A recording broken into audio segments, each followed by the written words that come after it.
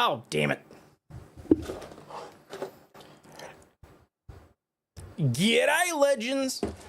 How are we doing? It is Thursday night, my time. I managed to get through a few things, so I thought it'd be a good idea to try and power through the, well, last hour or so of the Karen Reid hearing that happened on the 4th.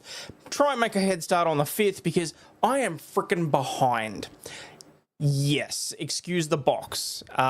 Because I have the prompter there, I can't really use the thing that I used to put on my camera to block it, just in case, like to have a physical cover. So I literally use this box that, well, Scarlett drew on it, but it's from Canva. It had like some business cards and stuff that I had done up that to date I have yet to give a single one out, but they double as autograph cards. So if you ever actually meet me in person, I'm pretty sure I won't have any of them on me, because why the hell would I? Anyway. I heard that it got spicy, Maddie. That's why I want to get stuck into it. It's not something that I want to be, like, I want to be able to actually see this and watch it. So, I'm going to pick up from when Hank takes over after Alessi's, what was it? Motion to exclude the testimony from Crosby. So there's about 10 minutes of that. We get into, there's about 10 minutes of rebuttal, and then we get into Robert Gilman. So we've got, what, 10, 20, 25, 35, 36, and then 20 through till... All right, if we're lucky, we'll get through this before I have to go to bed tonight, so... Let's hope and pray. Oh, hang on, I don't have my... I was literally about to push a button on my stream deck, and for some reason it's dead. So I'm just going to... Oh, that's right, because for some reason it kept trying to log me in and I was worried that it had been hacked. Oh, well. So... Yes, it's the same account, relax. Crack the Coke, we're good to go. That's back there, so I can press that button. Oh, wait, I already loaded it. What do I didn't even need to do that. All right, let's just get stuck straight into it, all right? I wouldn't ask him to do that, no. All right, so Yeah? yes.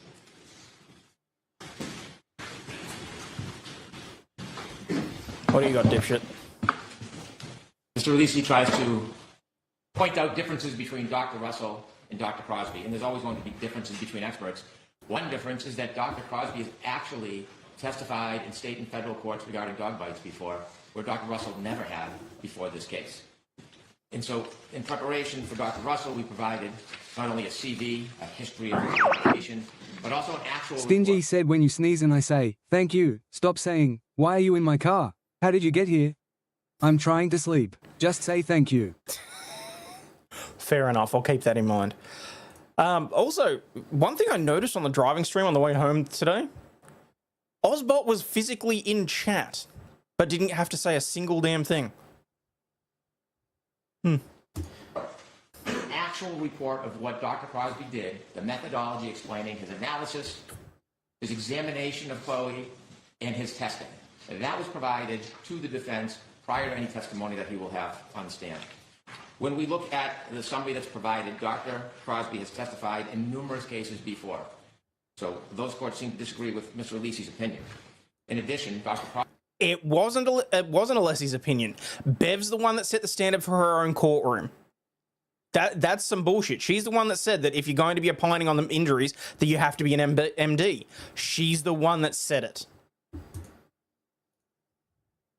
Crosby set out in his package numerous different journals and publications that he relied upon in this case. There are a number of publications, I won't read them all to the court, but we can see that he relied on books regarding bite mark evidence, human bites versus dog bites, forensic study of dog attacks on humans, a focus on bite mark analysis. The list is comprehensive: variable mechanisms of dog-related deaths, life-threatening dog attacks, a devastating combination of penetrating and blunt injuries, fatal and near-fatal animal bite injuries, on and on. These are materials that he has studied, he's familiar with. Dr. Crosby has the qualifications to testify, not simply because he's testified in state and federal courts before this case, but also because of his studies and his education. It seems as though Attorney Alesi is trying to bind the court regarding a comment of the necessity for a medical doctor. There is no requisite that an expert in this field needs to be a medical doctor. So you're basically saying that Bev was wrong to enforce that in the first place. Oh, well, Your Honor, I can get what I want because you saying it in the first place was wrong. There is no cases that they provide that bind that limitation. The qualifications of Dr. Crosby are outstanding and significant. He studied at the College of Veterinary Medicine. He completed coursework in forensic animal behavior analysis, animal crime scene, bite mark analysis, veterinary forensic pathology, forensic crime scenes. He is often called to go to autopsies around the country to study wounds and determine if they are bite marks, if they are dog wounds, and if they can be attributed to a particular dog. He served as acting chief. Is that in the papers? The different autopsies he has, and I can supplement the autopsies he's been to, and I can also supplement specific cases where he's qualified. He has listed a number of cases in the back of his package. Do I have the exhibits that I have are attached to the Commonwealth? Bev, talking to the mic. I don't know that I have all the reports.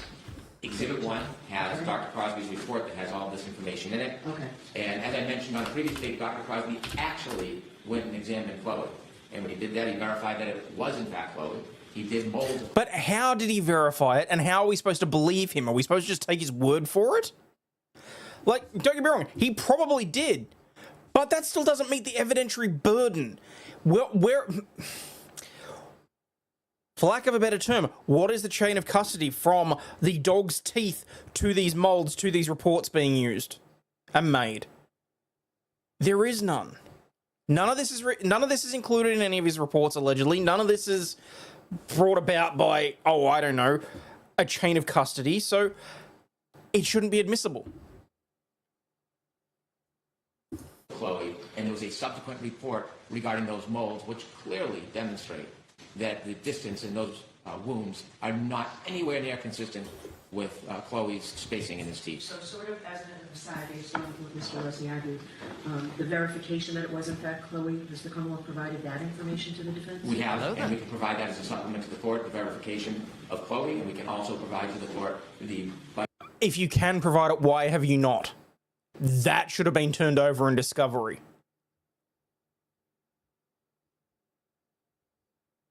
No, it's all good, Diane. I've missed a few of my streams. Hello, Nick. How you doing? And Serenity, that's my point. How do we know this is Chloe? They said that she was unable to be found, and now we're finding out that she was euthanized or something, and he just happened to take molds of her teeth.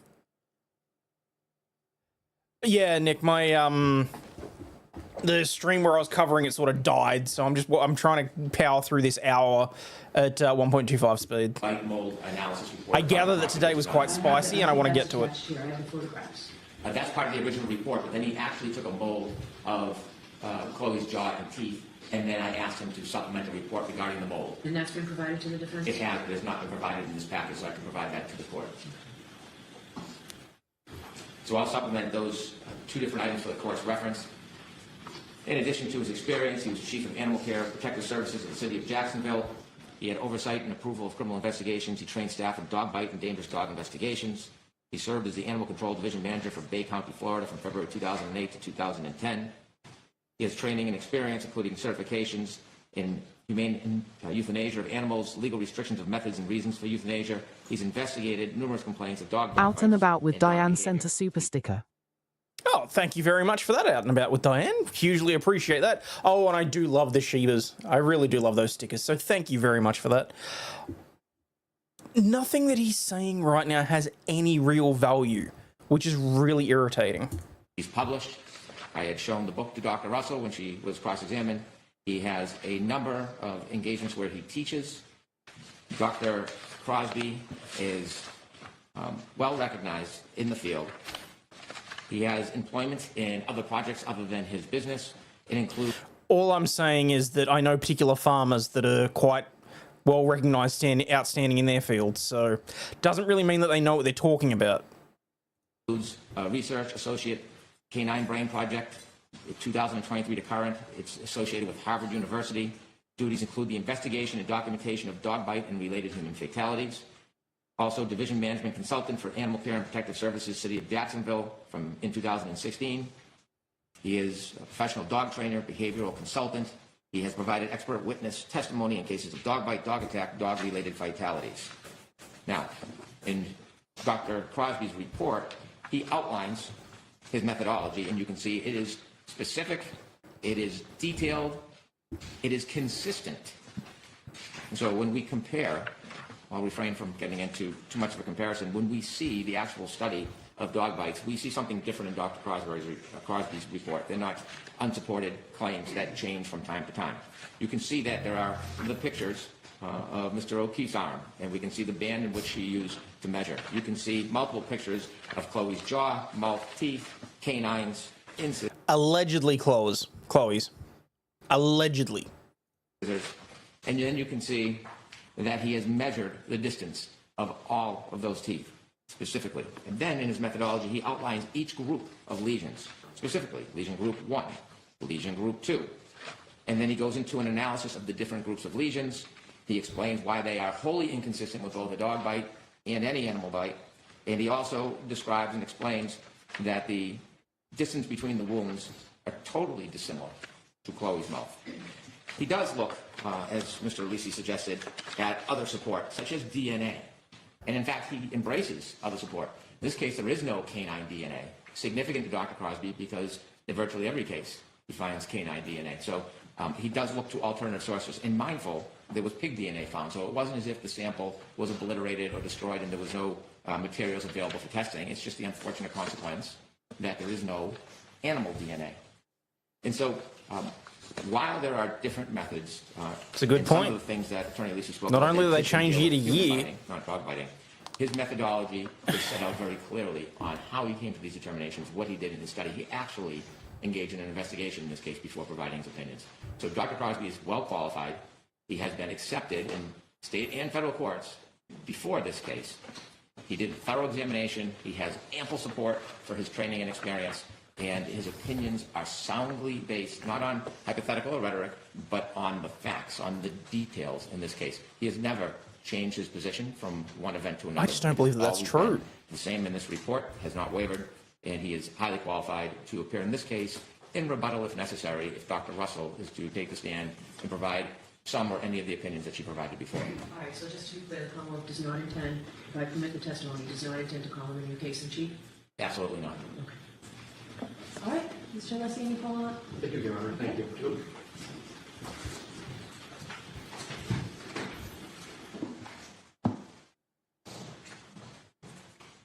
Oh, Jackson. Wait, did Jackson show? Jill M said, "Did you see Connor got Jeff's play button today?" I did see that. I watched the video. It made me extremely happy to see that. So, One probative, legal, or factual point I made because they can't. Specifically, the Commonwealth just stated that Dr. Crosby has testified in court numerous times. On what? It's important. You can be qualified to testify, and if it's what Dr. Crosby does on behavior, dog behavior, was the dog an aggressive dog? I get it, but the Commonwealth never said that in even one of those cases, Dr. Crosby testified on whether the cause of a wound was from a wound to a human was from a dog. Wasn't mentioned. There's no case provided. As best as I could, I looked at those cases. I couldn't find many of them, but I didn't see any indication that he testified and was allowed to testify that the cause of this wound on a human was from a dog or a specific dog. Point number two. Mr. Brennan mentioned he cited numerous journals.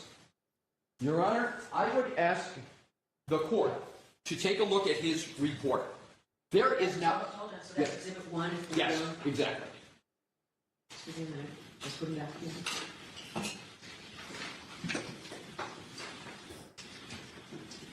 All right, so what page? Every page. Every The point is, page. there's not one footnote in any of his reports. So he does go through his purported methodology. I've never said he didn't present a methodology. My point is, his methodology is not accepted, let alone generally accepted. And nowhere in his report does he say this methodology, this measurement methodology, is accepted at all. And you have to either show in Dalbert Lanigan that either your methodology is generally accepted in the relevant medical community or that you can satisfy the Dalbert factors, which I'm going to get to.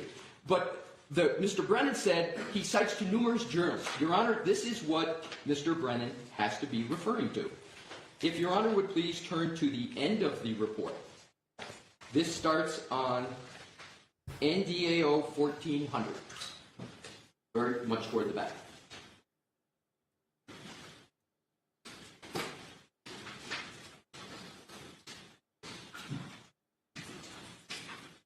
Okay? So he's got it in alphabetical order. Importantly, the page before, 1399, at the bottom is entitled References and Materials Consulted That May Affect My Opinions in This Case. You can't have an expert report that does a data dump of references and says, there might be something in here that I might have considered that might affect my opinions in the case. And that's exactly what he did. And the only conclusion I draw from this is his methodology isn't in any of them, because if he had to cite which one of these contained his methodology, he would have to be creating fiction. So when Mr. Brennan says he cited numerous journals, well, he did, but where does he tether his methodology to one of them? He doesn't because he can't, because his methodology, to the best of my research and Dr. Russell's, has never been accepted by anyone. So then what Mr. Brennan stated was that he participated in autopsies. My point exactly. He participated in them. He obviously doesn't perform autopsies, so it had to be with a medical examiner or forensic pathologist. He didn't do that in this case. There's no statement by him that he worked with a medical examiner, etc. So I think the inference the Commonwealth wants Your Honor to take is because go for the jugular. in autopsies, do a better job than Chloe did. He must have been the one that determined whether or not the wound is from a dog. There is zero evidence in any document from which even an inference can be taken. There's no foundation fact from which the inference can be taken that that's what he has done. He mentions a book that he tried to use on Dr. Russell and, for whatever reason, immediately truncated it. I will just reference that book is not peer-reviewed, but importantly, nothing in the book that Dr. Crosby wrote, and I thank Mr. Brennan for bringing it up, there's nothing in that book that sets forth the methodology that he used here. It's not there. With regard to he's well recognized in the field, that's exactly what Mr. Brennan's words he just used. He's well recognized in the field. What field? For Daubert, you gotta have experience in the subject matter. I don't know what he means by field. Is it dogs, dog behavior? In Daubert, it's the subject matter, the testimony, which is what's the medical cause of the wounds to right arm. That's not documented. That's not even stated. He mentions Harvard, which people use for obvious reasons. You know, it's Harvard. But what is it Add the that prestige. he is participating in Harvard in? And this was from the words of Mr. Brennan. Canine brain behavior. I didn't hear anything that he's at Harvard opining on the cause of wounds to humans and whether they're not from a dog. Mr. Brennan said that he outlines his methodology. I agree with Mr. Brennan on that. He does outline the methodology that he uses. But fatal and problematic is he doesn't tether it to a study to say it's generally accepted, which is the key inquiry under either Commonwealth v. Davis, common acceptance, or the Daubert-Lanigan, the 9 exclusive factors. And then the last point that Mr. Brennan made is particularly telling. He said Dr. Crosby bases his opinion on facts. That's not the Daubert inquiry. You've got to base your opinion on a reliable methodology. Facts, yeah, they are somewhat relevant, but the most probative aspect is methodology. So I am still, after all this time we've argued this, waiting to see where is the study, where is the documentation that the methodology that Dr. Crosby used, that a medical doctor, Dr. Russell, so thoroughly criticized, where is that methodology documented in one of these many references at the end, no footnotes in his study? I believe, and why isn't it, Mr. Brennan didn't respond at all to my points about Dr. Crosby's 2 theses, where you would expect his methodology to appear, and it's completely absent from there. So the question is, in conclusion, where is the home for his methodology? Where is the home? Where is the home in the scientific literature? It's an orphan methodology. It has no home because it's not generally accepted. So he is not qualified under Daubert-Lanigan, and his methodology is an orphan. And for those reasons, not only can he not testify with regard to whether the cause is a sharp object, but he has not, the Commonwealth hasn't even begun to meet its burden that his methodology is reliable for all the reasons that I have stated. And a good part of my position is based upon Dr. Crosby's own report that doesn't tether it to a study or general acceptance, and Dr. Crosby's own theses that don't even mention the methodology that he is trying to put forth in this case. Anything else, Mr. Brennan? Damn. Oh, and of course. On page 6 and 7, Dr. Crosby offers court cases in which he has testified and provided expert opinion. I will give you specific cases where he's been qualified in state and federal court. Mr. Lisi harps on the idea of methodology. If we remember Dr. Russell's testimony. Can I just say, it really freaking bugs me that he keeps saying Alessi's name wrong. Because he's doing it deliberately. He is in a courtroom where he has listened to defense counsel refer to him, where the bench has referred to him by his proper name. He's doing that deliberately. And as far as I'm concerned, it's disrespectful. Another area I picked up on that, though, I did notice that a certain news channel here in Australia is referring to President Zelensky. They pronounce his name in such a way that is so different that I am convinced that they are saying it deliberately to try and distance him from having a similar name to Putin. I'm convinced that they're doing it deliberately. If you fight, you're an expert on fighting. Kind of feels like that. It wasn't until later in her testimony that she introduced this idea Oh crap, that means I'm an expert on coke. of pattern recognition analysis. And we hear very little about the details. What we knew or learned from Dr. Russell is that she couldn't identify any of the wounds, none of them independently, just collectively. In fact, I think she opined that she was the only expert in the country that really could perfect the art of pattern recognition analysis. Attorney Alisi's arguments are the fact that he doesn't like the way Dr. Crosby wrote his report. But what I can say for Dr. Crosby is at least he wrote his own report. And when you look at Dr. Russell's affidavit in support, there's something, to be intellectually honest about it, striking. Kind of like her original report, where it was clear to me that it wasn't fully written by Dr. Russell. You look at that affidavit, it is not consistent with the testimony or the mannerism or the way that expert speaks. So, Oh, fuck off. Are you seriously going to sit there and tell me that when you have had an expert, you have not helped prepare the affidavit? Oh, because it's not in her entire words. It's disingenuous and it's not, are you fucking kidding me? Every attorney worth their salt has prepared an affidavit for somebody else to swear on the basis of knowledge that is provided to them. You cannot expect an expert or a lay witness, for that matter, to know what information needs to be provided to the court. As an attorney, you sit there, you listen to what they have to say, you craft the damn document. So what if it doesn't necessarily use the language that they would in everyday conversation? Dude, you have your head so far up your ass. I swear to God. a lawyer can craft an affidavit and help craft a report so it meets their idiosyncrasies, but that is not the arbiter if somebody's qualified. Dr. Crosby is qualified, he has experience, he's testified and been accepted by courts before.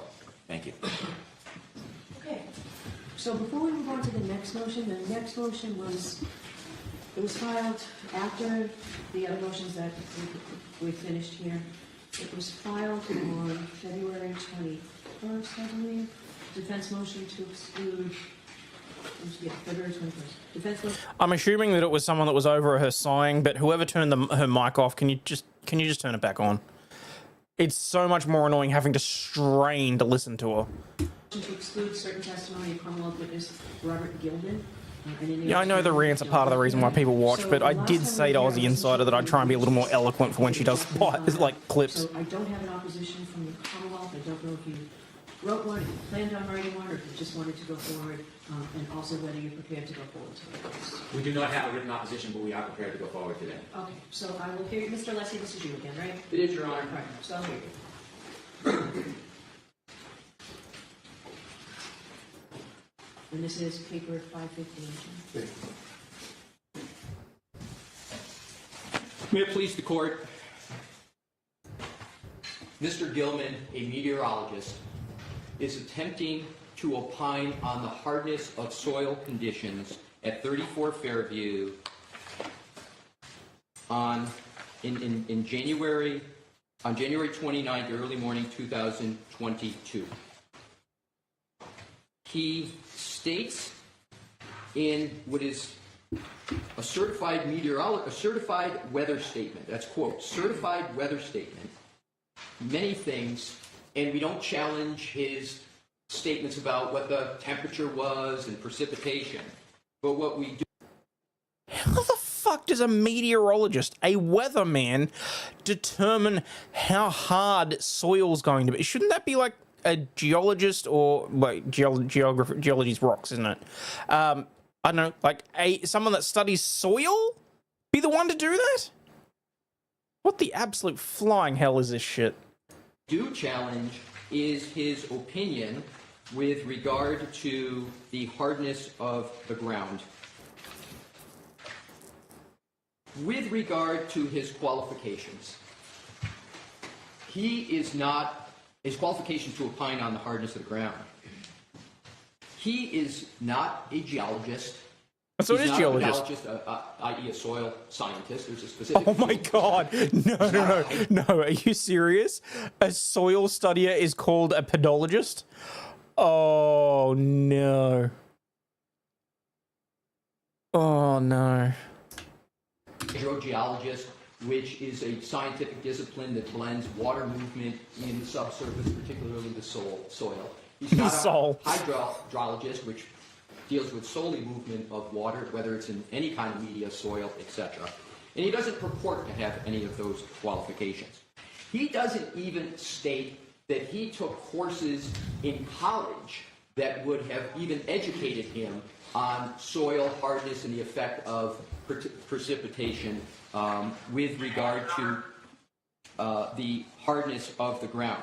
But perhaps the most telling statement that he makes is he puts his opinion in quotes. So his certified weather statement is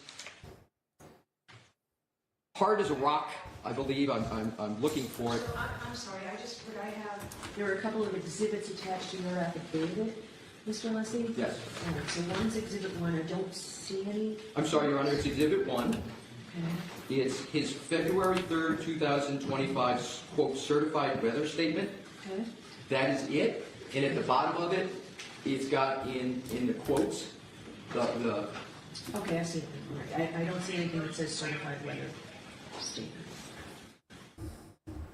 It's an email, right? no, his report is Exhibit 1.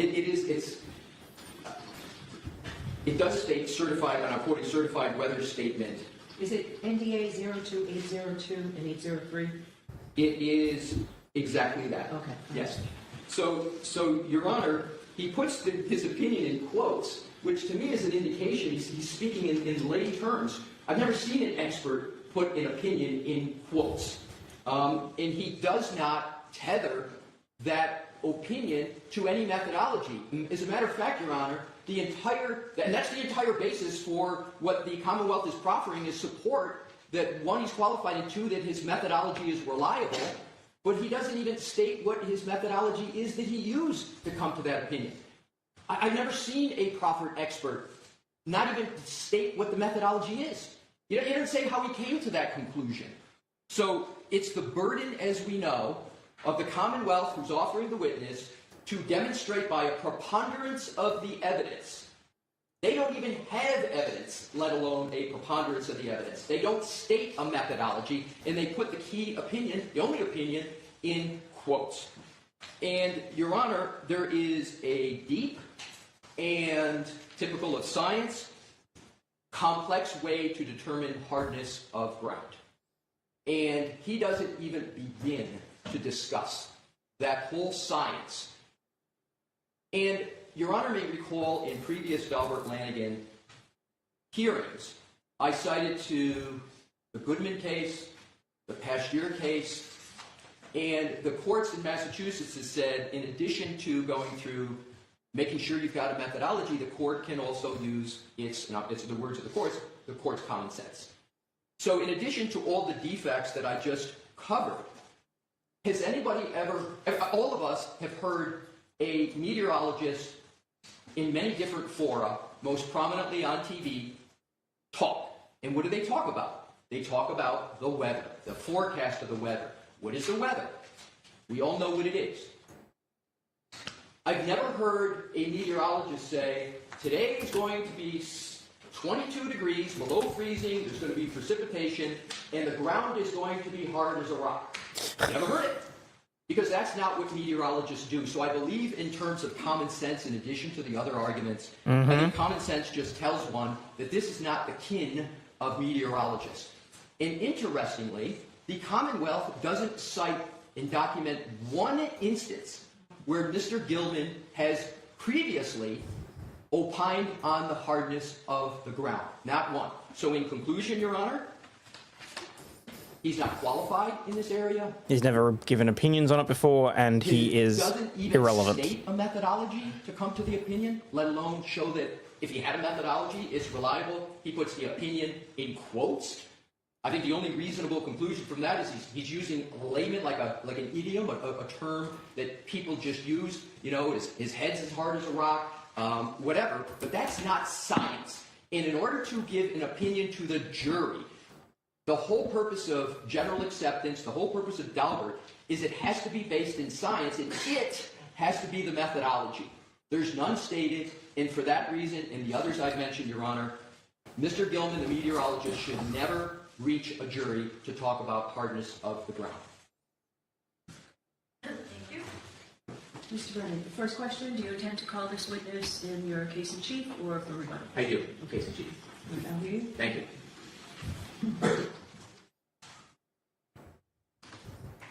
The Commonwealth proposes calling this gentleman to talk about the weather conditions leading up to the night that John O'Keefe was killed, to talk about the temperatures, the wind conditions, also the snowfall. Okay, It all within his seems that gambit. The only complaint the defense has is the ultimate opinion that the ground at Fairview was hard as a rock. I think that concern is easily remedied. I do not need to ask this expert if the ground at Fairview was hard as a rock. I can ask him about the documented temperatures, the winds, the snowfall, what makes the definition of a blizzard, how many hours have to elapse in certain conditions to be a blizzard. Also, he can measure the snowfall as it accumulated that night into the early morning hours because there's statistical evidence about it. And I would like him to talk about how ground Just keep in freezes. mind, this trial was supposed to be shorter than the other one, and he's bringing in a freaking weatherman.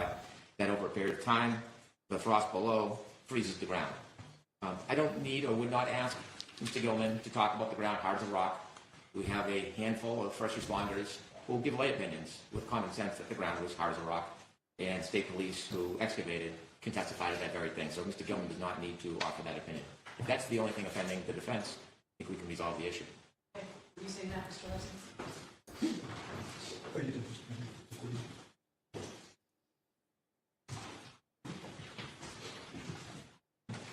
In specific answer to your question, Your Honor, what do I respond to that?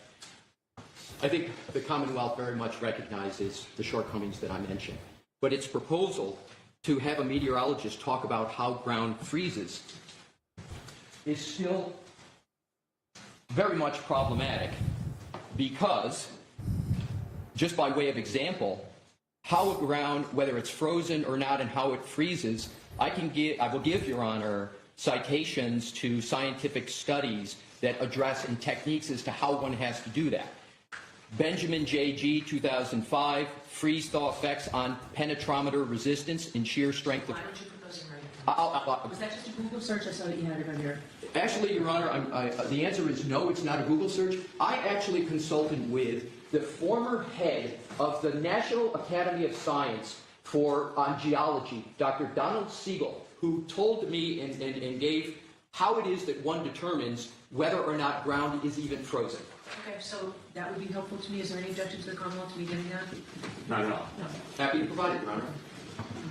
Do you want to provide a copy to Commonwealth as well? I'd be pleased to provide a copy to the Commonwealth. All right, so I'll take this under advisement. I love that he always kills them with kindness.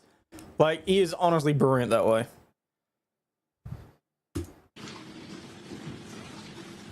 There's been plenty of times where I would not be as polite. Each of you need to get me what you said you would get me. The Commonwealth be articles and the qualifications, the cases and the qualifications of... Of course she's not going to question Brennan about what he pulls out of his ass. Okay. And those articles, Mr. Alessi, that you were just citing, when can I get those? Do you want the citations or the articles themselves? If you've got the articles, if you've got a copy that'll save me from having to find them and read them, that's fine. If you just give me the links, I can do that myself. I'll get you the articles, Your Honor, in the text, and it's probably going to take me 2 or 3 days. Do you have the links? Do you have a list? I've got a list right with me today. Okay, so I'll take that. And that'll save you from having to print the articles. Would you like me to hand it to the court officer? That would be great. And you'll provide it to the Commonwealth as well. Is that your only copy, Mr. Alessi? Did co-counsel have copies? Oh, no, co-counsel doesn't have any of this, Your Honor.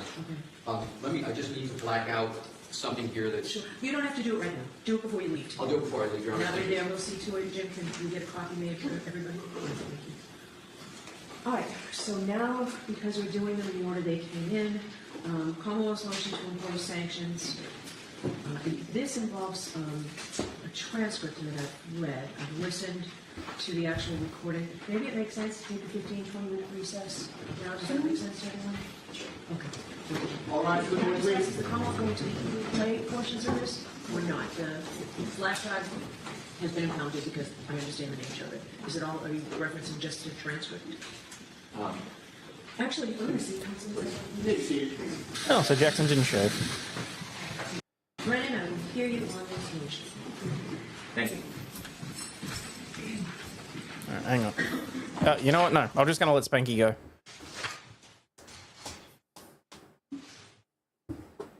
As the court's aware, there are certain materials throughout the duration of this case that have been disclosed to the defense pursuant to protective orders. Protective orders are sacred. If there was no need for protective order, there wouldn't be a need for court intervention to protect the material.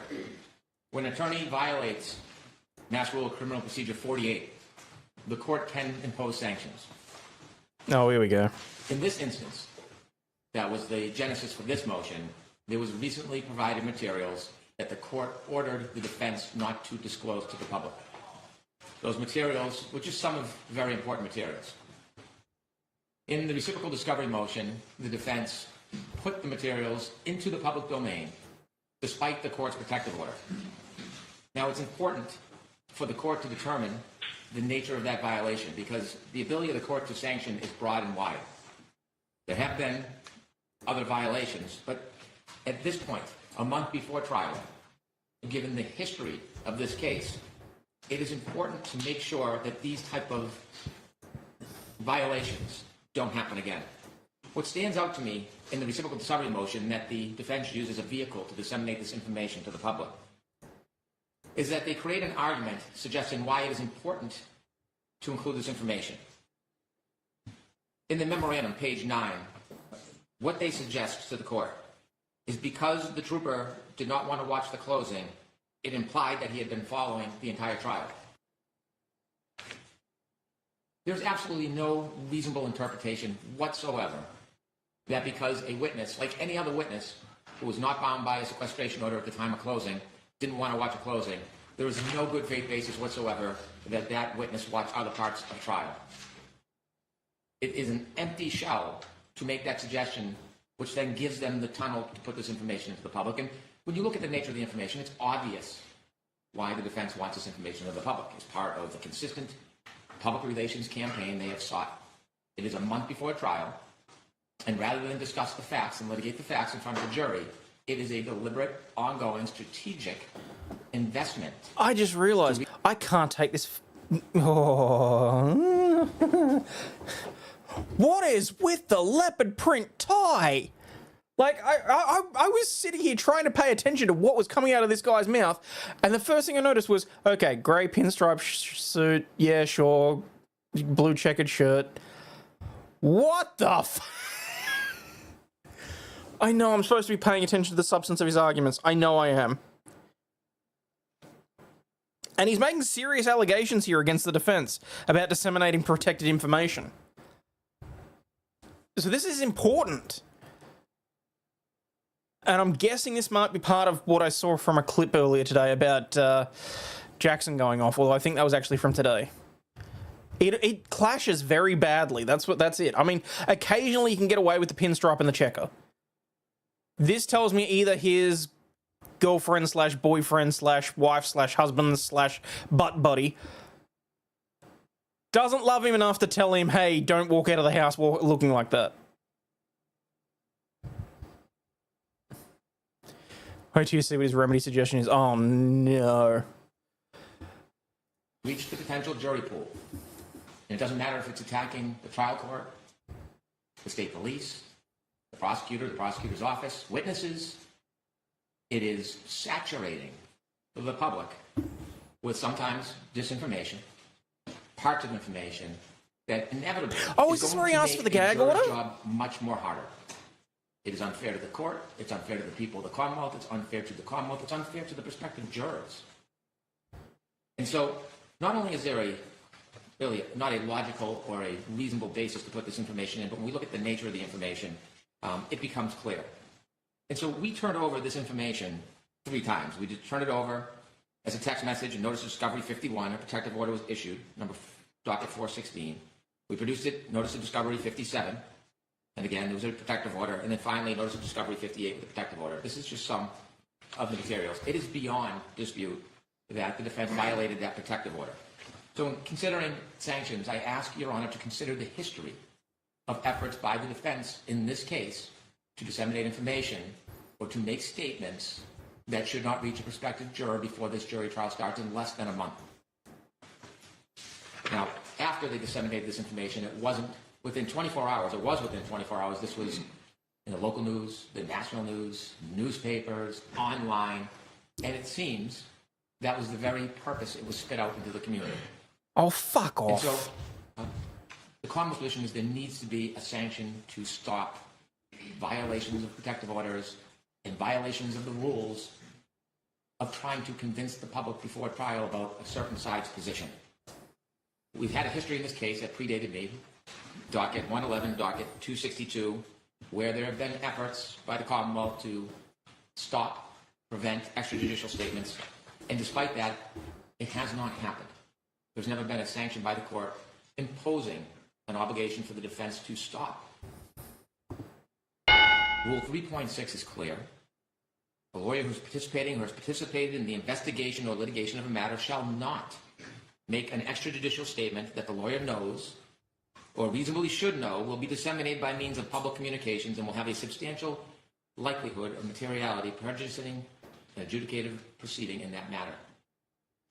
It's important that all parties follow that rule. And there is no retort. The Commonwealth cannot fight fire with fire. I receive inquiries and calls, suck at it. which I ignore and don't answer all the time because my obligation is a little bit different. It's to ensure a fair trial. Nevertheless, when these type of violations occur, there really is nothing to undo the taint. The history Try some of bleach. these violations date back early on in the case. Well, you know, And they sunshine. continue to this day.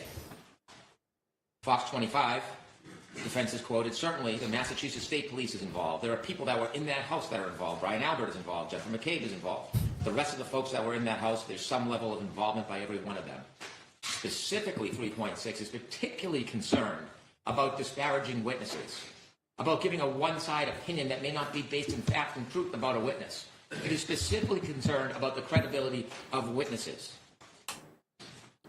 There's been a ongoing... You're going to put Jennifer McCabe back on the stand and you're worried about credibility of witnesses? Nothing you do right now in terms of a gag order is going to make any sort of difference. We all saw the shock and awe. Shock and horror. promotion to talk about ARCA and federal witnesses and what the opinions are, which aren't in line with reality, the reports, or the testimony. It is a campaign. In addition to this recent protective order violation that got attention that money couldn't buy for a party, other information that was provided in our case, then provided in a collateral case, was again sent out to the public domain. The government has, the defense has not only trampled over 3.6, they've alluded continually about matters that have no basis in fact. What about the statement that the police chief put out about the federal investigation? That it had been concluded when, you know, there's still a good chunk of us that are like, let's wait and see. Just because the investigation itself has been concluded doesn't mean that the indictments aren't in the pipeline. Just saying. I caught that Freudian slip too. Either that or he's just so used to mixing up the government and the defense in terms of handing over documents that... January 18, 2024, District Attorney Morrissey is well aware he's a target of a federal investigation. We're aware of today's hearing in Norfolk County Superior Court in the Karen Reed matter. In connection with this matter, at no time has the U.S. Attorney's Office named any person or entity. That was the response by the U.S. Attorney's Office after they implied. Where was that made? Where was the January 18th comment that you just said? Where was that made? That was made by Mr. Yannetti, and I have a clip of it. He also appeared on Court TV with Ms. Reed. The Commonwealth is moving for a protective order for these letters after revealing part of what they contain. The Commonwealth wants to keep the remainder of the letters hidden because the letters contain information that will embarrass District Attorney Morrissey and his office. The letters demonstrate that he's a target of a federal investigation for what his office has done to Karen Reed. This is... Where was that Court TV again? I can get the date for Your Honor. Recently, on February 18th, when we were arguing discovery motions, Attorney Little stood up, invoked the boogeyman, a federal investigation, attached themselves to the Birchmore case, and then proceeded to list off a number of troopers' names with no real association or relevance to any discovery motion. And this was a tactic to besmirch these hardworking, dedicated public servants simply by attaching them to a federal investigation for which there is no boundaries. Well, within 24 hours of... Tell you what, guys.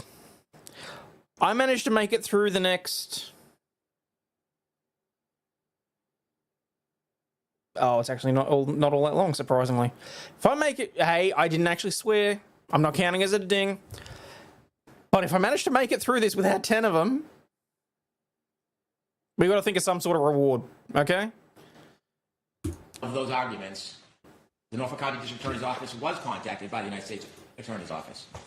And let me make crystal clear. They made clear that I could inform the court there is no longer any federal investigation into the investigation of John O'Keefe's death or any related matters. It is closed. It is over. The investigation being closed and over, it does not mean what you're implying or inferring it to mean. Just saying. So all those implications and innuendos that erode at the objectivity of our potential jury pool, well, they become more egregious when you see that they're not based on reality or fact. And so I submit that the ongoing, deliberate, purposeful poisoning of the potential jury pool is not only wrong and unfair, it needs to be stopped. And this last incident of taking a private email under a protective order and putting it in a pleading for the world to see is just yet another example. It's one small step in the marathon. Now, they've made their campaign clear why they're doing it and how they're going to do that. If there's any doubt whatsoever about the intentions of these tactics, I've submitted audio clips to you under seal, and I won't repeat what's in them. But that makes abundantly crystal clear why this is happening. And so, inevitably, the court has the ability to sanction. And as an aside, although an accused stands... God damn, and this is on 1.25 too. Attorneys, grand jury minutes cannot be disseminated either. Not just the paper, in substance, they can't. Wait, how the fuck did I win? Oh, damn it! Doesn't matter who you are. And so the Commonwealth asks the court to consider sanctions so that we can have a fair trial, so that it doesn't limit the parties. It's not retaliatory. We will abide by the same rules. What I suggest is that from now until trial, all pleadings submitted by the defense should be under seal so the court and the Commonwealth can review them and make any objections if there's any material that's private, so that there's no oversights or mistakes or dissemination of protected material.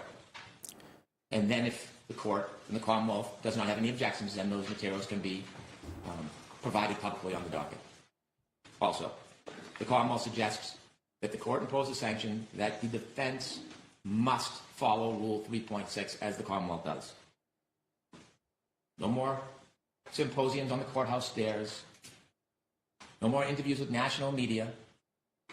No more statements to press privately behind the scenes over a coffee, putting out information, oftentimes inaccurate, to sell the story before the trial starts so that we can have a trial on fact.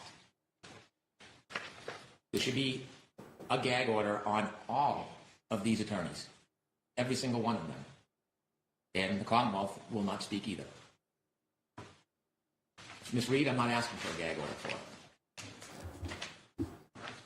And so in light of the history of these repeated violations, in light of the inability for the defense to restrain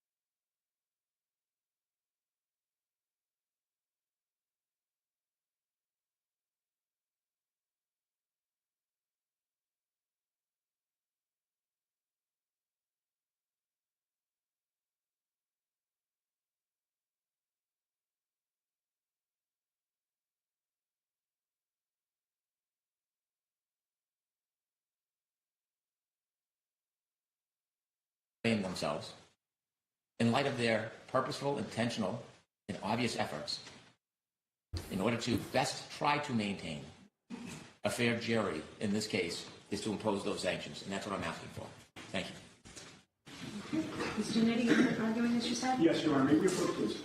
Okay.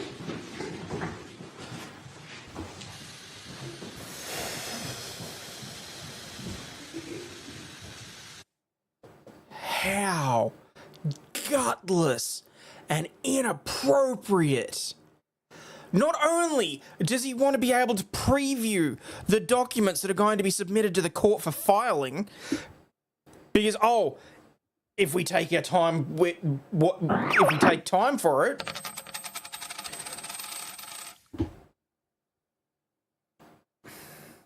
didn't read that one for some reason, Jason. For the beep fund. Yeah, well, hopefully there's no one that's blind and lip reading. Let's put it that way. Yeah, not only is he... That's exactly it, breweries. Not only are they saying that they want to be able to proofread and have access to the filings before anyone in the public hears about them, attorneys don't lose the right to First Amendment just because they're representing somebody. So as long as they're not breaching their ethical duties, which as far as I'm concerned, they haven't done. I have no idea what he's talking about in terms of this supposed breach of Rule 3.6. I would like to see a little bit more in detail, but oh no, of course, it's all been filed under seal anyway, so we don't know. But he wants to prevent them from talking to the media prior to the trial? I'm going to say no. Bev's probably going to say yes. I'm going to say no. What a piece of shit. I liked how he snuck in that he wasn't asking for a gag order on Karen Reed, though.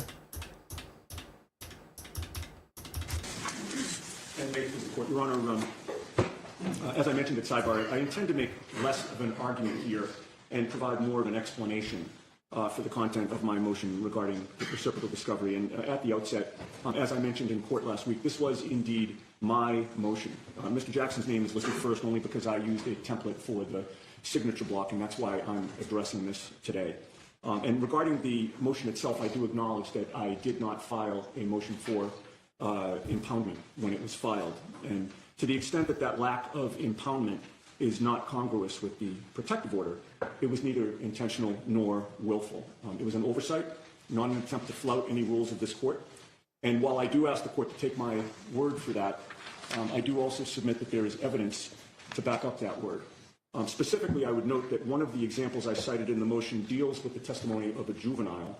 And when discussing that testimony in the motion, I made sure to use initials, not full names, so as to protect the juvenile's identity and to comply with the court's protective order.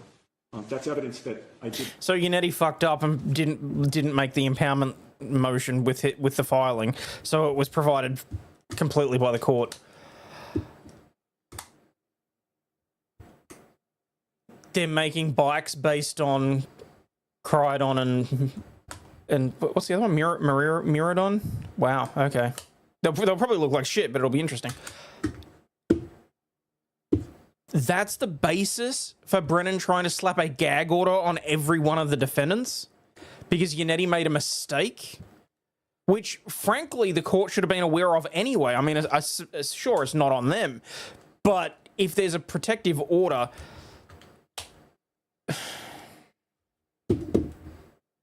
Yeah, okay, fine. It's not really on the clerk of the court, but this is still not great. I've noticed over the last few days that it has been that the defense has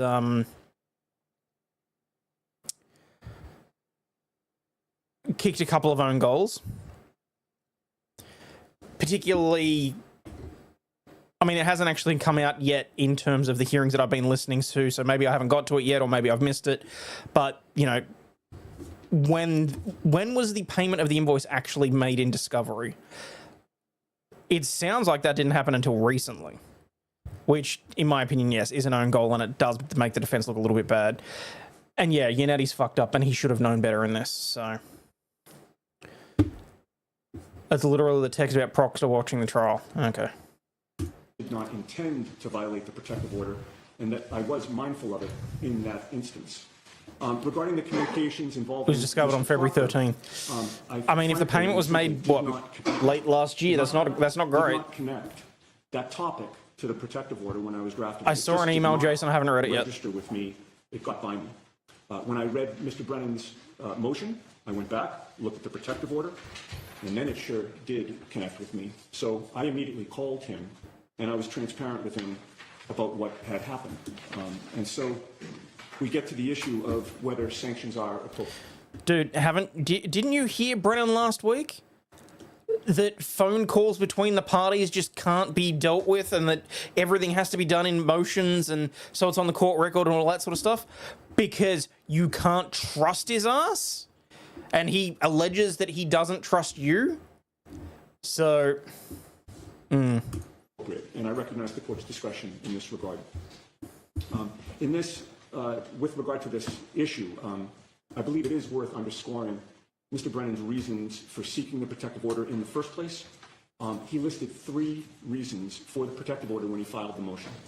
And I quote his reasoning here. This order is necessary to effectuate the well-established privacy and safety interests of witnesses and to protect the integrity of ongoing investigations. So the Commonwealth sought to have this court issue the protective order to protect, number 1, privacy interests, number 2, safety interests, and number 3, preserving the integrity of other investigations. And I submit, Your Honor, those interests are all laudable. And I respectfully submit that my disclosure here did not undercut those interests. Regarding any privacy interests, Michael Proctor's opinions about Karen Reed and her attorneys have been well established and was well-known public knowledge as a result of the first trial. His opinions about my client and me were publicly aired at trial when his other text messages had come to light, inadvertently revealing that he feels the same way about Mr. Jackson that the public already knows that he feels about Ms. Reed and me is a disclosure, mistakenly, that should be considered in light of the circumstances that already existed in the public domain, I would submit. No, Jaron, I'm going to do that this weekend. This communication. I will note that it was certainly not an instance where I, flagrantly revealed or even inadvertently revealed. Also, this weekend's a long weekend for me, so if anyone aside from Sinji has anything backed up that they want me to look at or react to or whatever else, feel free to hit me up on Discord or on X.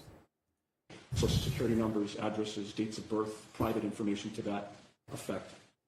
As for safety interests, which was the second reason for the motion for the protective order, revealing that Mr. Proctor has opinions about Mr. Jackson does not jeopardize or otherwise implicate his safety, I would submit. At all times during this investigation, and to the best of our knowledge, Michael Proctor is still a Massachusetts state trooper, and he's already on record with his well-publicized opinions as a result of the first trial, again, about Karen Reed's attorneys.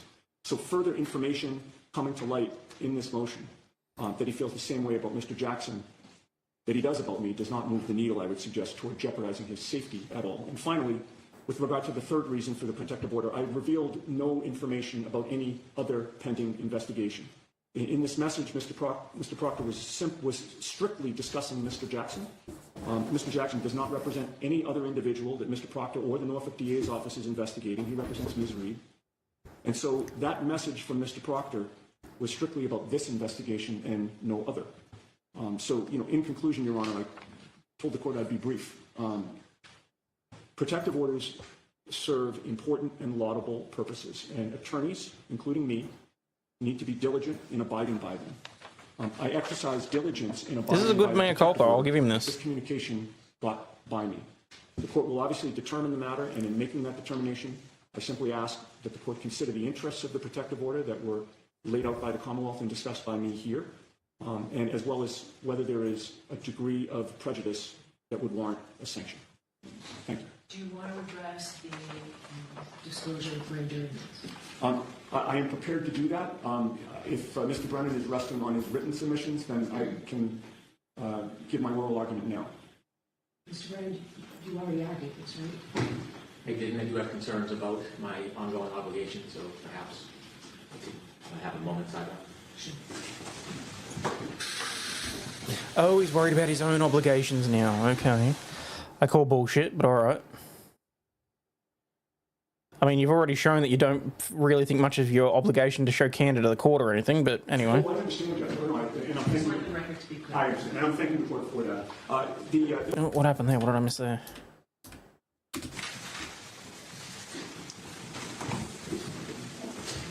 All right, Mr. Netti, go right ahead. Thank you, Your Honor, and thanks to the court for allowing me to make much of my argument at sidebar. The only remaining argument that I can make in... Again, we did that because that was material that needed to be done at sight. Oh, I understand, Judge. And I'm Just thanking... want the record to be clear. I understand, and I'm thanking the court for that.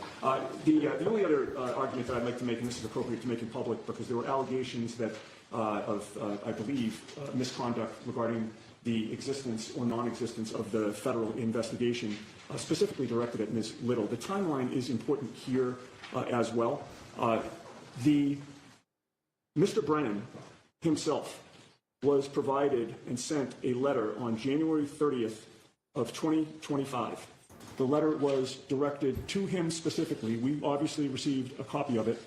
And in that letter on January 30th of 2025, the First Assistant U.S. Attorney, Mary Moraine, informed Mr. Brennan that the federal investigation was ongoing. Those are her words. Mr. Brennan knew that. It was after that letter, I think within about 3 weeks, we were in this courtroom, and Ms. Little had mentioned the ongoing nature of the federal investigation. Not only was that truthful, that came from the horse's mouth. It came directly from the U.S. Attorney's Office, and Mr. Brennan was aware of that because he personally got the letter. It was only after that that Mr. Brennan has reported to the court that the federal investigation later was closed. Can you give me dates again, please? So, what was the date that Ms. Little made that statement, and what was the date that you all found out about what Mr. Brennan just announced? Okay, so January 30th was the letter. We believe February 18th, when we were before this court, was when Ms. Little made that statement. And Okay. it was thereafter. I can't speak to when Mr. Brennan says that the federal authorities contacted him, but it was after February 18th. When did you hear the information? When did you hear the information that Mr. Brennan just told us? Mr. Brennan called me to inform me of that. I don't remember the date. Perhaps he can tell the court when that was. Was it prior to February 18th? No, it was after February 18th. Yeah, no, it was definitely after February 18th. So Brennan knew on the 30th of January, allegedly, that the federal investigation was at a halt, didn't pass on the information, allowed effectively misrepresentations to are you fucking kidding? Hang on, wait, what? Not a week ago, he was going on about how the the defense had failed to correct misrepresentations towards the court and how they had a positive obligation. And he's known since the 30th of January, allegedly, that the federal investigation had ceased. And he allowed Miss Little to go on the record saying, oh, the federal investigation's ongoing. We know that all these troopers are implicated, all that sort of shit. And he's waited till now to make a comment about that and correct it?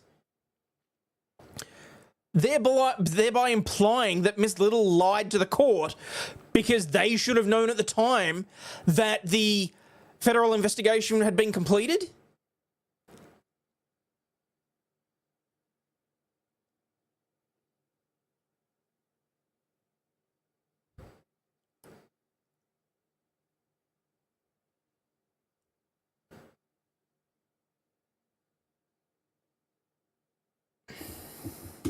Ms. Little reported the freshest information that we had truthfully to the court.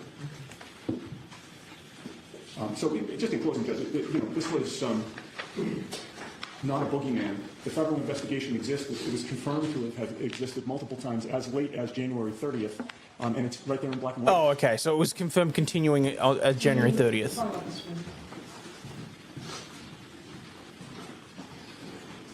Ms. Little made her argument on February 18th. The Norfolk County District Attorney's Office was contacted about 24 hours later on February 19th. You mother... So you knew! You just made her look like shit in the middle of court for nothing.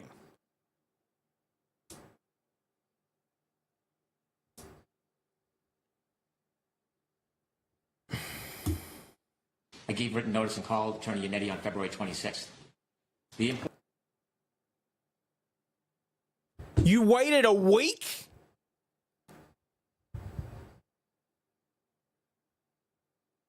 Part of the argument is not that the defense was aware it was closed and continued to persist.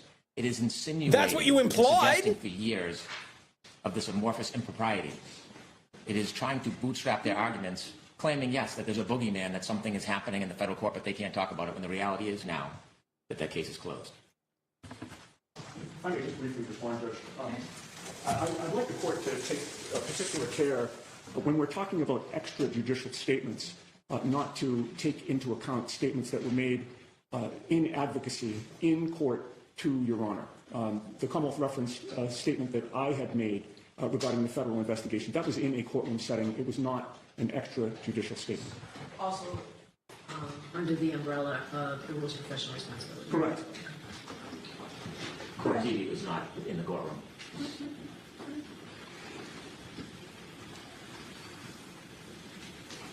Okay.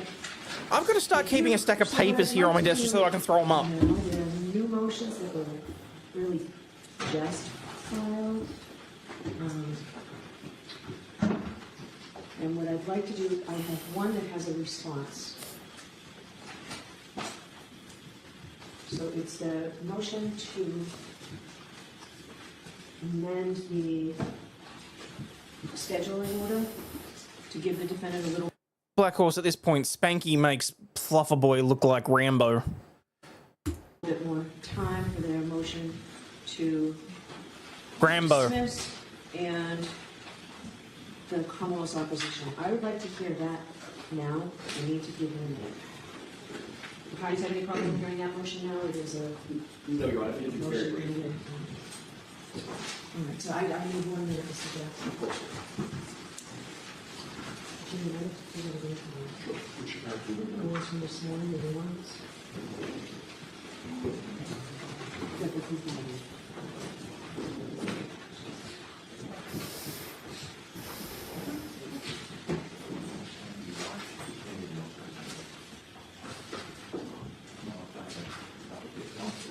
I have to check.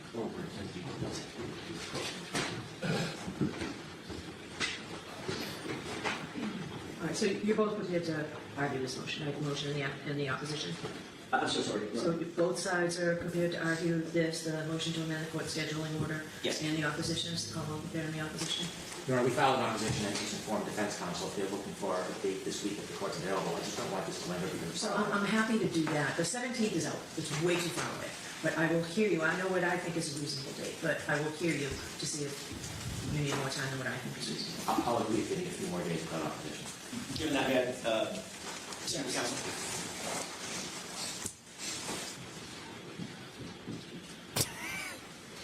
Group huddle.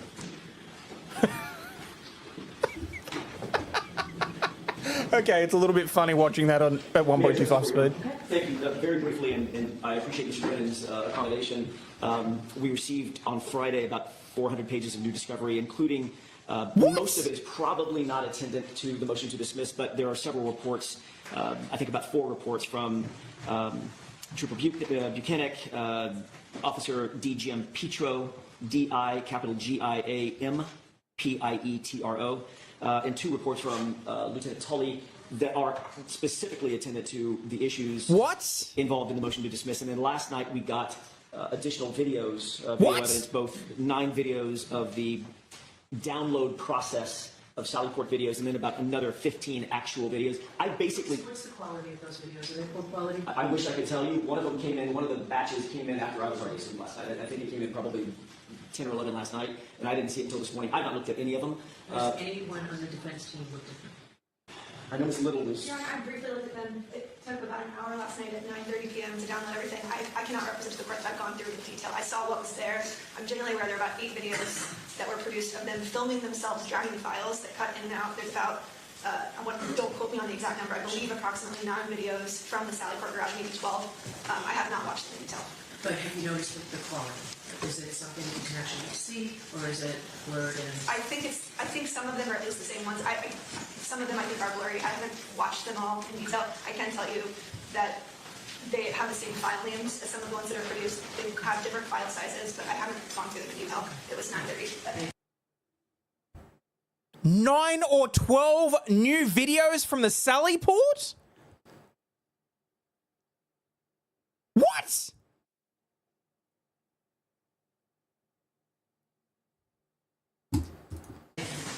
So, Your Honor, just to close, I think that if I have overnight this evening, I think I can be ready by tomorrow. I'm generally ready. I just want to make sure I'm not missing anything, leaving anything on the So table. what I was thinking by way of scheduling, we've gone through just about everything we need to go through today. I just wanted to, because it's about scheduling, what's the Commonwealth's position on Ms. Little's, or I assume it was Ms. Little's motion to filed by Ms. Little motion to reconsider my previous ruling on the videos? Do you want time to file something on that? Are you prepared to argue that today? Because I can tell you the options that I have for scheduling. We've already downloaded the videos and provided them to yesterday pursuant to the court's directive. Okay, so that was going to be another issue that I I had. have not looked at them. Attorney Riley did, and he represented that they're all the videos we've already turned over, same quality as we previously provided. They're just copies of the same videos, although they do want to make sure the defense has an opportunity to examine them for themselves. But those have all been done, so the idea of revisiting them, we passed that. All right, so in order to keep moving this case forward, because I know how hard everybody's worked,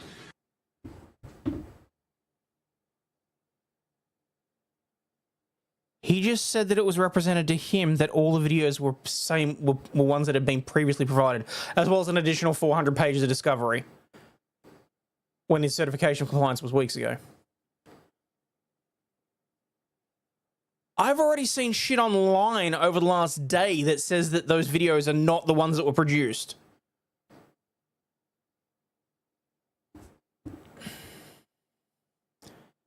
So what's the go? Did he just openly lie to the court? Or is it because he said, oh, it was represented to me? Chain of custody logs? I'm sorry, didn't he turn around and say, well, the officers aren't just going to produce a document that didn't exist at the time?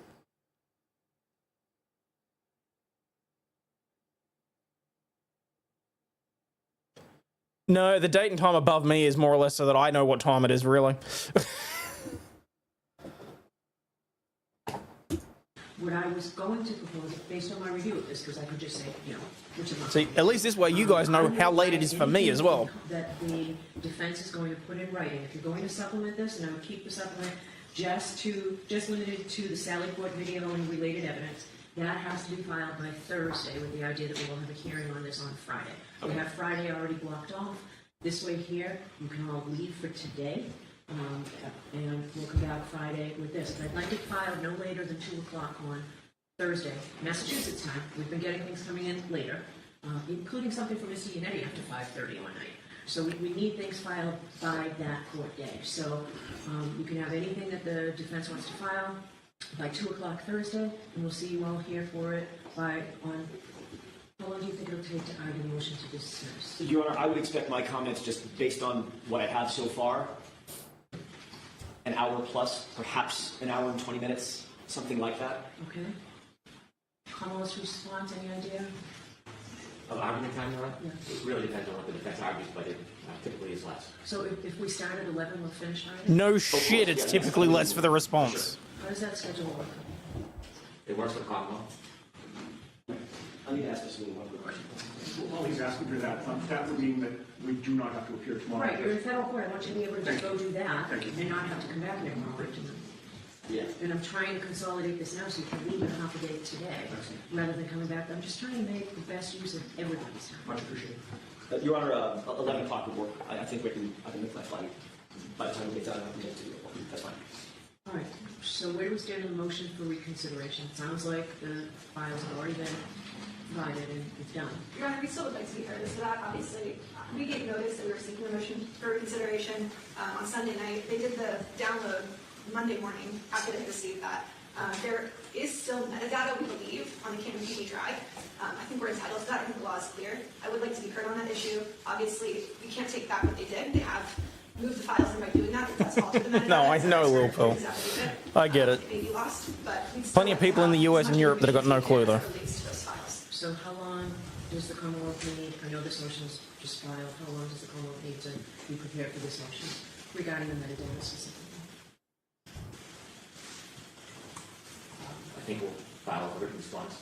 Okay, We're going to be a couple of days. okay.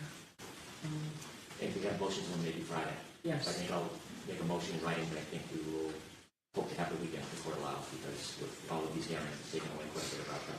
All right, can you argue it on Friday and file a supplemental afterward? I can do that. That way then we can have everybody here Friday and I don't need to bring everybody back on Monday. We can do that now. Your Honor, I would ask for the same courtesy for the defense. We have all of our reciprocal discovery due on Thursday. We have all of our motions when we do on Friday. I know the court would like us to have, the brief as to the motion to dismiss on Thursday, and I would love to be able to give the court that. But I would appreciate a little bit additional time as well. So I need to know how this affects the motion to dismiss though, right? I need to, you've had this since, so you've got. Pretty much. But I need to know how that, are you going to argue that in the motion to dismiss? Well, I don't know because we got it last night at 9:30, so I wish I could answer that for the court, but I'm in a bit of a catch-22. It might be irrelevant, it might not change anything at all. I won't know until I have a chance to actually go through everything. But I need something, but I need to know on Thursday. It doesn't have to be a complete report, an outline even, would the Commonwealth be satisfied with an outline? No points on it? And I'll let what you are. Of what Ms. Little says, how. Who's got the hibachi grill going in the background? Videos. What is with this audio? All right, so if you just so that I know the points that you're raising for the motion to dismiss, and then I'll want to supplement it very quickly thereafter. I have to decide this and put something right. So I need it to be done as quickly as possible. We've got a team of lawyers. I know the lion's share of the writing appears to be on you, Ms. Little, but there's everybody here that can help. Yeah, 1 minute. All right. So,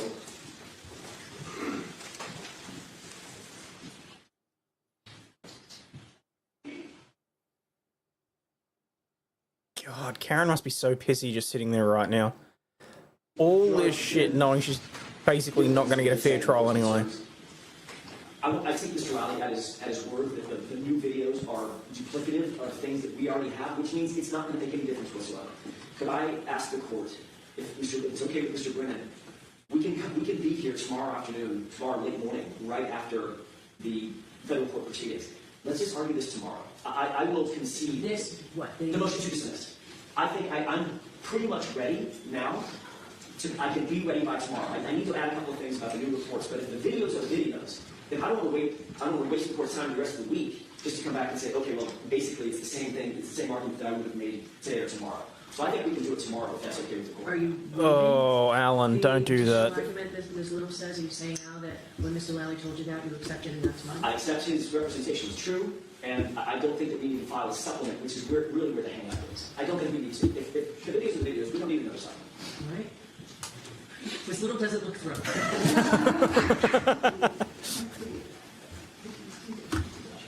Right. Her key was the waiver. I'm not waiving anything on Ms. Reed's behalf, but if we need additional time, we can certainly let the court know tomorrow that we can file something supplemental. But the crux of the argument can be made tomorrow. I will be ready to argue tomorrow. Okay, what's the Commonwealth's position? I'll defer to the court. I know it's more complications with defense and travel will be available whenever. So I think we did log off today and tomorrow, with the understanding that the defense team would not be here until sometime 11 o'clock or later. What about, Ms. Little, the motion regarding the metadata? Commonwealth needs time for that. Are we coming back Friday for that? That's fine, Your Honor. I'll be here on Friday. If you're going to be here on I Friday, just won't be here on Friday. So if we do the motion to dismiss tomorrow, I can head back tomorrow evening, and Mr. Little will handle the promotion anyway. I greatly want to accommodate the defense as we have the entire time I've been here. Oh, don't be a dick. Do as well. And the more court hearing days we have hours of conversation, the more time we can't meet with witnesses and prepare our case. And so I want to make things as easy as possible for the defense. I do. all right, so Ms. Little already filed the motion for me to reconsider. Why don't we hear that tomorrow as well? Very well. Okay, and then we'll just finish up everything tomorrow. Very well. All right. All right, and then you won't have to be here Friday, but the motions eliminated are all filed. It also involves filling out a final trial conference report. So Understood. we need to do that as well. That all has to be done by Friday. Understood. And then, my goal was not to bring you back one day at all next week, because then we're going to have a full hearing, I believe it's the 18th, and the motions eliminated. That's right, the 18th. All right, so we have a whole week next week to, you and I both, to try and get everything done. Should we file a formal motion to ask the court's permission for a delay from Friday till Monday? For the Motion's eliminated. Commonwealths are due on, the defense are due on Thursday, Commonwealths on Friday? Or are they all on Friday? Reciprocal discovery is due Thursday. We want that to happen. Motion's eliminated, we can do Friday. Ms. Little, would you like the weekend for all those motions eliminated? I would appreciate that, Your Honor. All right, I'll give you both the weekend. Thank you very much. Motions eliminated to be filed on Monday. There's one additional housekeeping, Your Honor. There is also a motion pending, the Daubert motion for Dr. Wolf. It has not been heard yet. A Daubert motion for? Dr. Wolf is a neurologist. So there's Oh, one I thought you additional. meant, I was thinking the archivist. No, Your Honor. It's the neurologist of the Commonwealth. Wolf without an E, WOLF. That was filed 2 weeks ago. I have not seen that. Well, it was filed 2 weeks ago. I'll make sure that the court gets a copy, but I know that was filed several weeks ago. I'll confer with Mr. The Commonwealth must have received it. We did. We have a Wolf as well, and I received their amending motion, and we'll be prepared anytime to argue that. Do you want to argue it tomorrow? I'm comfortable arguing tomorrow. Holy crap. So on the 5th, they really did argue a shit ton, didn't they? All right. If you get word that you'll be leaving the federal court and can be here before 11, please let us know. I believe I might have Mr. McDermott's cell. I'm happy to text him as soon as we leave in the courthouse. All right, just contact the clerk's office. Sure, okay. Anything else for today, then? Not for the defense, Your Honor. Thank you.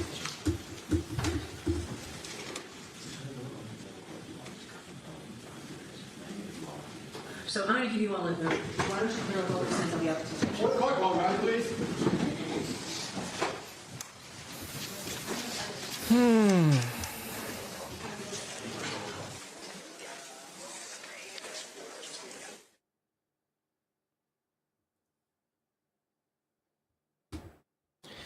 I mean, I lost my shit a little bit today. Nowhere near as much as I was expecting to. I'm presuming it's the next day. Always estimating timing. That's a fair point. I do kind of feel like they're trying to shove a little bit too much in, but you know what? If they think that they know how it's going to go, then, you know, that's on them. Sounds like they're really going to be working Miss Little to the bone so that she can get her motion to reconsider ready for... Well, I mean, I'm talking in the past tense here because I haven't watched the 5th day yet, the March 5th. Excuse me. It's 11 now, and I've still got to get up and drive tomorrow. So what I'm going to do is I'm going to set up a stream for first thing in the morning my time on the way to work, try and knock out 2 hours of it, and then finish it when I get on the way home tomorrow from work. Probably the easiest. So let me see if I can actually set those up now. Because if I have everything in place, then I should just be able to log into the computer and go. Create, go live.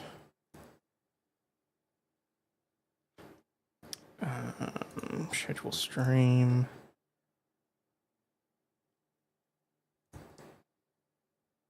Oh, wait, no, I have to, because it's in the car, I've got to do it through StreamYard, haven't I? Which I can't do on this computer because I've logged in with Ozbot. So I have to do it on my phone. Alright, sorry, just give me a second and I'll be right back with everybody else. And then we can discuss what's going to happen moving forward, I suppose. Create live stream.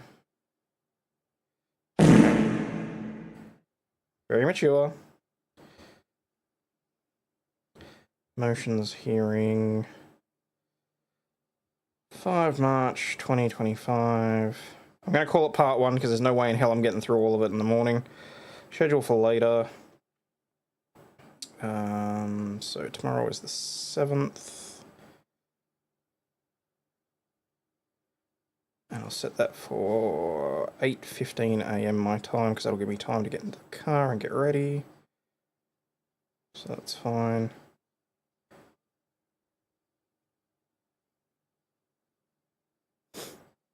Alright, so that'll be interesting. Those of you that watched the car scene today, just want to clarify, did the video at least look, did the videos look clear and that sort of thing? Because I was actually running the videos in StreamYard off of this computer, so theoretically, it should have been perfectly clear.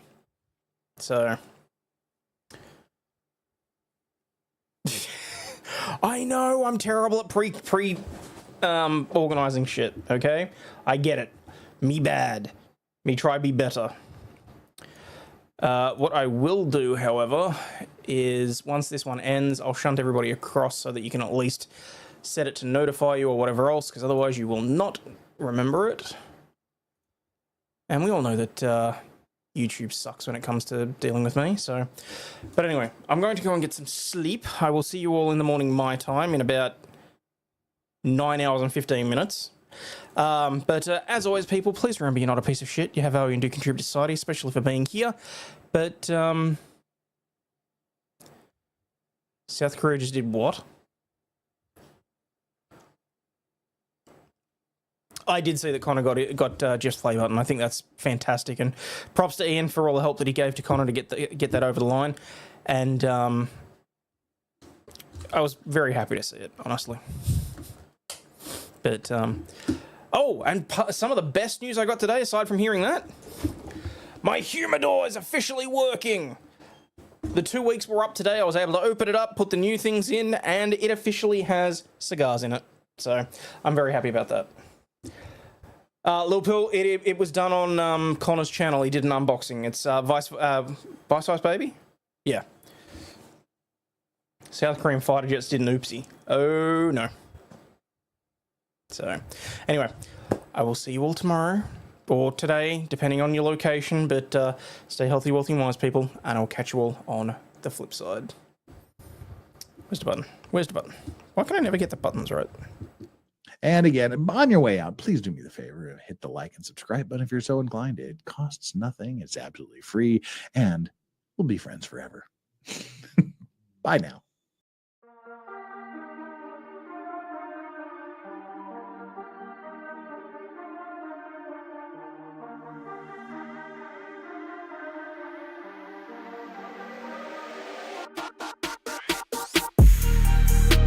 This shit, I'm out. Fuck this shit, I'm out. No thanks. Don't mind me. I'ma just grab my stuff and leave. Excuse me, please. Fuck this shit, I'm out. Nope. Fuck this shit, I'm out. Alright then. I don't know what the fuck just happened, but I don't really care. I'ma get the fuck up out of here. Fuck this shit, I'm out.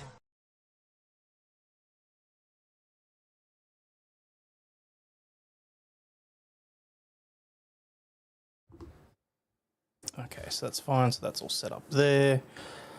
Trial notes. So how many hours do we actually have out of it? So we've got... So basically the first hour is nothing. Are there any... And then there's a lunch break. Motion to dismiss. Judge questions Brennan. Sallyport videos and defense response, and then Unetti. Okay, theoretically I should be able to burn through it tomorrow in the car stream, so I will set that up so that it is ready to go. Okay.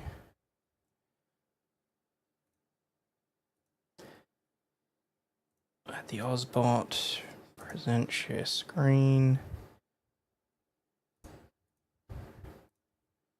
There we go, and that is ready to rock and roll for tomorrow. It'll be setting up the afternoon stream. That'll be painful, but we'll sort it out. That's fine there. Okay. So what have I got? So I've got... So in terms of upcoming videos, what I'm planning on doing is I've got 5 criminal cases that will make you question the law. Well, I mean, Karen reads one, really.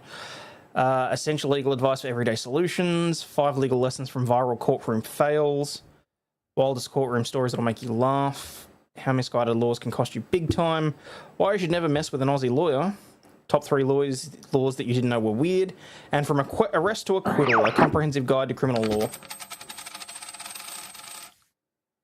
Stingy said, so I'll join you sad and watch all Dungeon Soup? You know what? Sure. Okay? And if it's bad, I'll just kick you off the stream. Okay?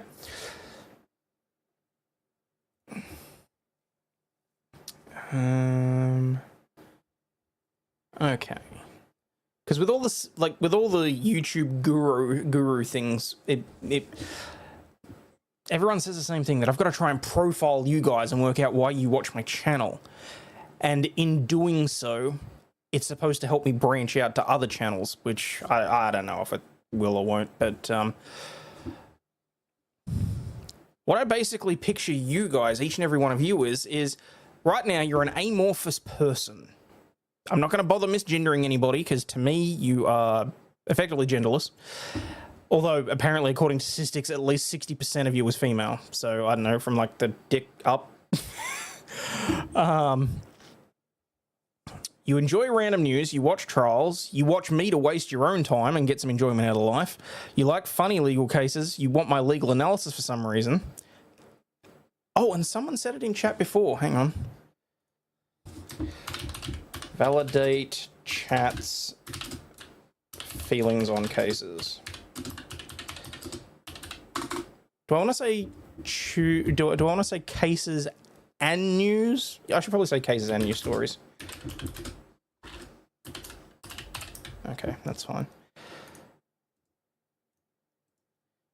Because at some point over the weekend, what I'm going to do is I'm going to do like a self-help hour. I'm just going to sit and stream, and you guys can sit with me and you can watch the shit that I watch to try and get some sort of idea as to how to do all of this. And you can understand why sometimes my head is so fucked up when it... why my head is so fucked up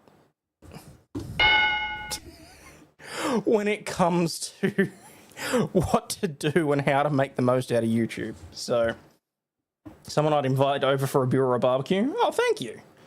That actually might be one of the sweetest things anyone said to me. But yeah, so we can work through that. So, but yeah. Don't you just need to use wild and crazy and you won't believe this in your titles? You're actually not that far off, but you also don't want to be too clickbaity, apparently. So, but I mean, I don't know. I mean, for example, what ideas has vidIQ got for me today that I can go through? Let me have a look.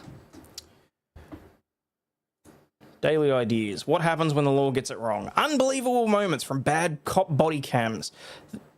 The most outrageous courtroom reactions caught on camera. How misunderstandings lead to legal nightmares. Crazy Karen calls police over my electric fence, but she's not even my neighbor. Well, how the hell does that... How am I supposed to turn that into a video? Yes, I am ignoring the green eyes bit because my eyes are blue. Or when I'm pissed off, they go a bit of a dark grey.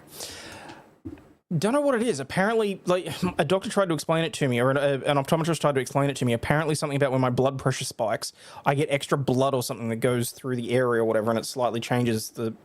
It sort of explains why my vision goes a little bit blurry when I get pissed off. Oh, there you go. The wild truth behind Australia's legal myths. Law meets laughter, hilarious courtroom moments. How I turn legal chaos into viral laughs. I think this is literally just taking... I think that what they've done is the Video IQ AI has taken the name of my channel and tried to create video titles based off of it. Which is next to useless for me. But anyway.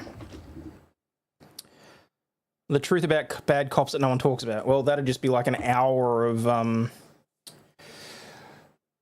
that's just an hour of listening to Jason, honestly.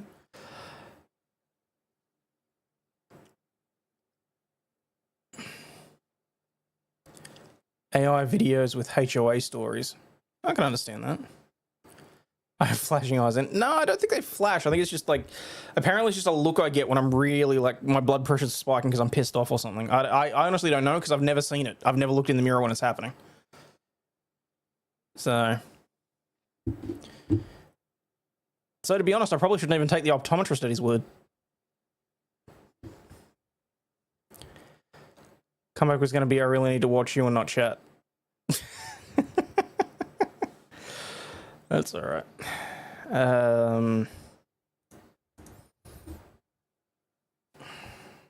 right. Damn it! I'm going to have to turn the aircon on.